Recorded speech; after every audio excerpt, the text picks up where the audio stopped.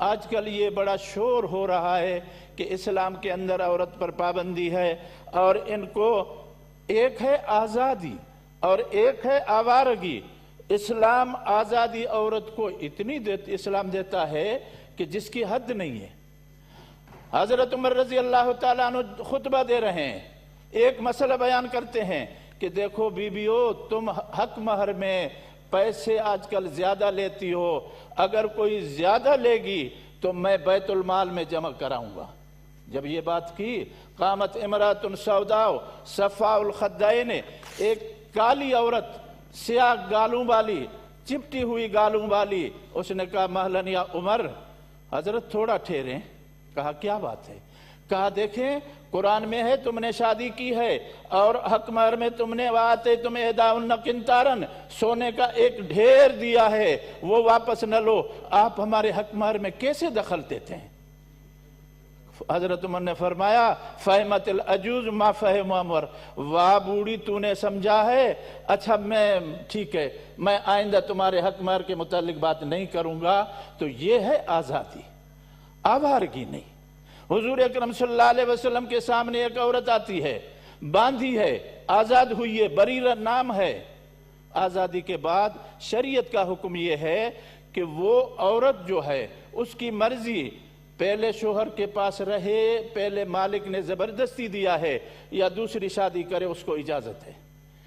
تو بریرہ نے کہا مغیث اس کا شوہر ہے، اس کو کہتی ہے کہ مجھے نہیں چاہیے تو۔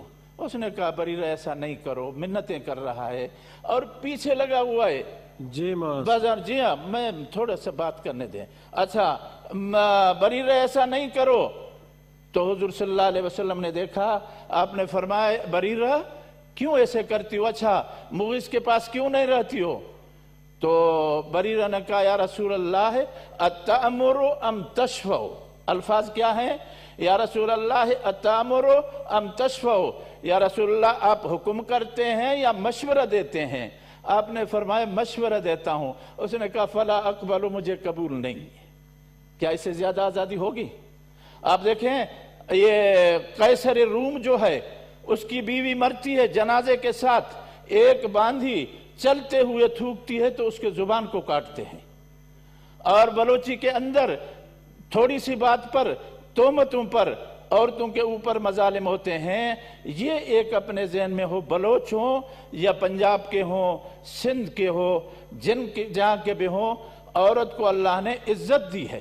ماں کی حیثیت سے عزت، بہن کی حیثیت سے عزت، بیٹی کی حیثیت سے عزت، نکاح کی وجہ سے عزت، اتنی عزت ہے کہ اللہ تعالیٰ نے اتنی عزت دی ہے۔ بوڑھی ماں کے چہرے کو دیکھے، اللہ یہ میری بوڑھی اماں جس نے مجھے پالا اور بڑا کیا، ایک قبول حج کا ثواب ملتا ہے، ایک قبول حج کا اس کو ثواب ملتا ہے۔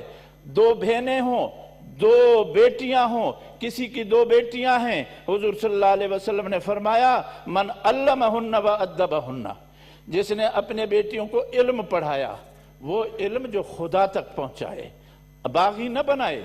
جیسے آج کل یہ ایک شور ہم سن رہے ہیں کہ 8 مارچ کو وہ کوئی پتہ نہیں کیا کریں گے، کچھ عورتیں ہیں وہ آتی ہیں اس پر ٹی وی پر اور اس پر، تو وہ اپنا جلوس نکالیں گی۔ یہ یعنی جی مولانا صاحب پلیز وائنڈ اپ کریں، جی مختصر کریں، میں اپنی بات پوری کروں۔